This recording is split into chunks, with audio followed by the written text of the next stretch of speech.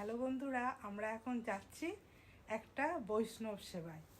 আগে পৌঁছে যাই, তারপরে তোমাদের গিয়ে দেখাবো ঠাকুর দর্শন ও ভোগ দর্শন দুটোই করানো হবে। তো চলে গেলাম এই ভাইপোর বাড়ি, গিয়েই ভাইপোর সাথে দেখা করে চলে গেলাম ঠাকুর মন্দিরে।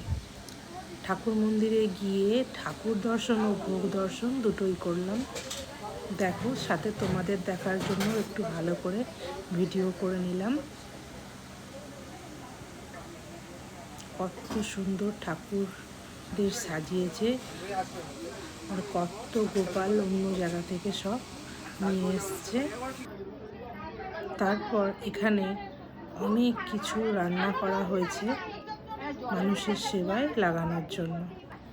এখানে গোসাইরা সব কথা বলছেন, এখানে সবাই বৈষ্ণব সেবা করছে। তারপর আমরাও সেবা করতে বসলাম। ভাইপো প্রথমে ভাত দিয়ে গেল, তারপরে একে একে সব খাবারই দেওয়া হলো। সবশেষে আবারও তোমাদেরকে গোপালের দর্শনটা করা। এত সুন্দর গোপালটাকে লাগছে, চোখ ফেরানো যাচ্ছে না। রাধে রাধে।